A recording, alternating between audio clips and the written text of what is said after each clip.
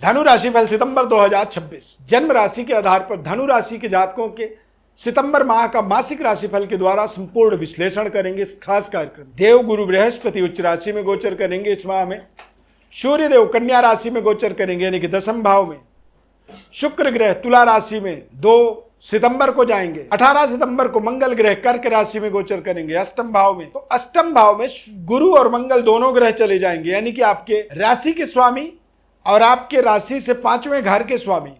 तो पंचमेश और first house यानी कि 5th हाउस और फर्स्ट हाउस के लॉर्ड दोनों अष्टम भाव में जाएंगे। तो यहां पर आपको थोड़े से सावधानी रखनी होगी। आपके द्वारा कोई ऐसी कमी ना हो, गलती ना हो, या आपके संतान के द्वारा कोई गलती ना हो, क्योंकि गुरु और मंगल ये दोनों ग्रह अष्टम भाव में जा रहे हैं। तो अष्टम भाव मृत्यु, कष्ट, तकलीफ, परेशानियों का भाव होता है जब आपके कारक ग्रह ही अष्टम में चले जाएं। जो व्यक्ति आपको पूरी एक तरह से ताकत, शक्ति, ऊर्जा प्रदान करता है वही व्यक्ति बीमार हो जाए। आप सोचिए कि आपके जीवन में अचानक संकट के पहाड़ टूट जाएंगे।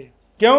क्योंकि आपका कर्ता धर्ता ही एक तरह से परेशान हो गया, बीमार हो गया, संकट में आ गया। तो उस तरह से आप इस समय को समझिए। सितंबर माह को मंगल और गुरु ये दोनों ग्रह अष्टम भाव में जाएंगे। इन दोनों ग्रहों के अष्टम भाव में जाने से कहीं ना कहीं अनसर्टेनिटी बढ़ेगी। कोई बड़ा नुकसान नहीं होगा, लेकिन अनसर्टेनिटी, मन में अनिश्चितता का भाव निरंतर बढ़ता चला जाएगा। सूर्य देव, शुक्र ग्रह और शनि की ढैया होने के नाते शनि का गोचर भी एक तरह से वक्री अवस्था में रहेगा। तो पूरी विश्लेषण को बहुत ध्यानपूर्वक आपको समझना है। मैं श्वरविंद दिव्रत ज्ञान चैनल में आपका बहुत बहुत हार्दिक स्वागत करता हूं। नमस्कार, जय माता दी, जय श्री राम। इस चार्ट को आप ध्यानपूर्वक देखें।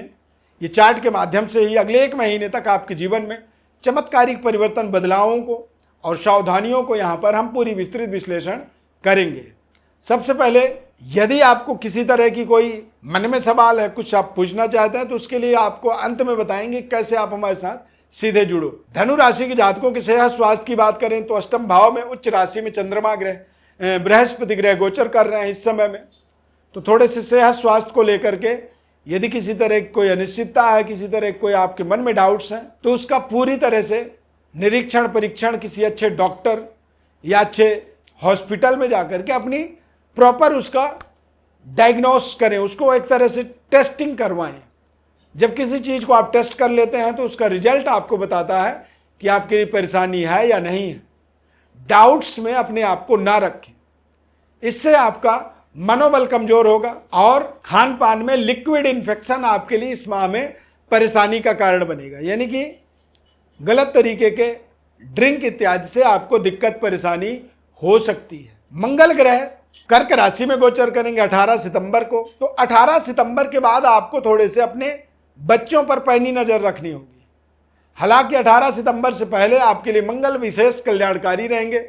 चंद्रमा मंगल आमने सामने एक दूसरे को देखेंगे, यानी कि कुछ बड़ी डेवलपमेंट्स आप सितंबर माह के पहले 15 दिन में आपको करना होगा। इस 15 दिन में आपको पूरी एक प्रोजेक्ट बनाना है, बड़े बड़े अपने जीवन के महत्वपूर्ण कार्यों को पूर्ण करने का, तथा संतान और संबंध, रिश्ते, लव लाइफ को भी आपको 17 सितंबर के बाद थोड़े से 18 सितंबर के बाद थोड़े और सावधानी रखनी है। कोई भी आर्ग्यूमेंट आपके संबंध, रिश्तों को महीने के अंत में जाके कमजोर कर सकता है, बेवजह एक खटास पैदा कर सकता है रिश्तों के अंदर। कोई भी आपको अपनी इंटरव्यू या कोई जॉब इत्यादि आपको सेलेक्ट करना है या उस पर आपको जाके अपने रिजल्ट्स को क्रिएट करना है, तो आप 15 सितंबर से पहले ही सितंबर माह में अपने महत्वपूर्ण इंपॉर्टेंट जो भी इंटरव्यू हैं, जो भी आपके प्रपोजल्स हैं, उसे आप रख सकते हैं और इसमें आपको सफलता अवश्य मिलेगी। शनि की ढैया होने के उपरांत भी मंगल ग्रह शनिदेव से चतुर्थ में और मंगल से 10वें घर में शनिदेव का गोचर होना, ये जब ऐसा गोचर काल में होता है तो कहीं ना कहीं व्यक्ति के जीवन में नौकरी और भूमि और भवन में एक बड़ी डेवलपमेंट्स के योग बनते हैं। यानी कि 17 सितंबर तक धनु राशि वाले जातकों के लिए कुछ बड़ी डेवलपमेंट्स यानी कि नए भूमि भवन की प्राप्ति का योग बन सकता है, या फिर नौकरी में कुछ बड़ी परमानेंट जॉब, गवर्नमेंट जॉब जैसे उपलब्धि आप जोड़ने में सफल होंगे। और कारोबार व्यापार के दृष्टिकोण से देखेंगे तो 7 सितंबर से 26 सितंबर के मध्य बुध ग्रह कन्या राशि में गोचर करेंगे उच्च राशि में। बुध के उच्च राशि में गोचर करने का मतलब होता है कि कारोबार व्यापार में कुछ नई ऊंचाइयों में पहुंचने का आपको समय मिलेगा। सितंबर माह में पारिवारिक जीवन का संतुलन बेहतर होगा। संबंध रिश्ते आपके बेहद सुखद और लग्जरी आनंददायक रहेंगे। लग्जरी सुख सुविधाओं का भी विस्तार होगा। कारोबार व्यापार को बेहतर बनाने के लिए आपकी प्रेजेंटेशन बातचीत का तौर तरीका बेहद सकारात्मक रहेगा। ये आपके जीवन में विशेष कल्याणकारी और आनंददायक समय के रूप में आप इसे निर्धारित कर सकते हैं। सूर्यदेव सिंह राशि में गोचर कर रहे हैं और कन्या राशि में जाएंगे 17 सितंबर को, यानी कि भाग्य का एक प्रबल ताकत आपके साथ इस समय में जुड़ा हुआ है। और इसके बाद और बेहतर डेवलपमेंट्स के लिए आप अपने करियर को एक आधार बना सकते हैं। यानी कि इस माह में आप अपने स्वयं के एक तरह से बुद्धिमत्ता से, इंटेलिजेंसी से कारोबार व्यापार की डेवलपमेंट करेंगे तथा सूर्यदेव के बलवान होने से आप अपने जॉब के अंदर भी कुछ बड़ी एक्सपेरिमेंट कर सकते हैं। जॉब में कुछ बड़ी डिमांडिंग आप बन सकते हैं, डिमांड आप क्रिएट कर सकते हैं। यानी कि आप अपने बॉस के साथ डील कर सकते हैं कि मुझे बड़ी जिम्मेदारी चाहिए, मुझे बड़ी अर्निंग चाहिए, बड़ी सैलरी चाहिए। और जब कई बार हम अपनी डिमांड्स को क्रिएट करते हैं तो हमारे डिमांड्स पूरे होते हैं। ये एक माह अपने आप में, सितंबर माह धनु राशि वालों के लिए डिमांड्स क्रिएट करने वाला महीना है। और यदि आप डिमांड क्रिएट करेंगे अपने जीवन में तो इससे आपके डिमांड पूरे होंगे, यानी कि मनोकामनाएं आपकी पूरी होंगी। क्योंकि सूर्य और बुध का बुधादित्य योग उच्च स्तरीय दशम भाव में बनेगा। शुक्र ग्रह लाभ के स्वामी होकर के लाभ में गोचर करेंगे। विपरीत शुक्र ग्रह के द्वारा राजयोग का निर्माण होगा आपके जीवन में। और शुक्र ग्रह आपके व्यापार हाउस पर दृष्टि डालेंगे। तो शुक्र की जब व्यापार हाउस पर दृष्टि पड़ती है तो निश्चित रूप से सप्तम भाव के कारक होते हैं शुक्र ग्रह। और शुक्र ग्रह की जब सप्तम भाव पर दृष्टि पड़ती है तो इससे चीजें जो है बेहतर होती चली जाती हैं, बिना प्रयास के, बिना मेहनत के। और यदि बेहतर हो सकती हैं तो आप उसकी कल्पना करेंगे। अब यहाँ पर हम इतनी बेहतर कर सकते हैं, लेकिन ढैया वगैरह जब चल रहा होता है तो कई बार मन में एक डाउट रहता है, मन में एक सवाल बना रहता है, संशय बना रहता है कि ढैया चल रहा है और इसके कारण हमारे कार्य बिगड़ सकते हैं। तो ये समय अपने आप में आपके लिए एक बड़ी माइलस्टोन टच करने वाला समय है, विशेष कल्याणकारी समय है। और आपके तमाम ऐसे एक्सपेक्टेशंस, तमाम ऐसे इच्छा शक्ति को ये पूरी करने में आपको सहयोग करेंगे।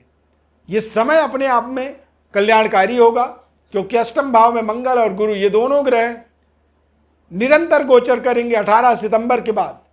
तो मंगल का अष्टम भाव में नीच राशि में गोचर होने से आपको अपने तरफ से बिल्कुल अपनी सोच को उच्च रखनी है और अपने बातों को उससे भी ज़्यादा उच्च क्वालिटी की रखनी है।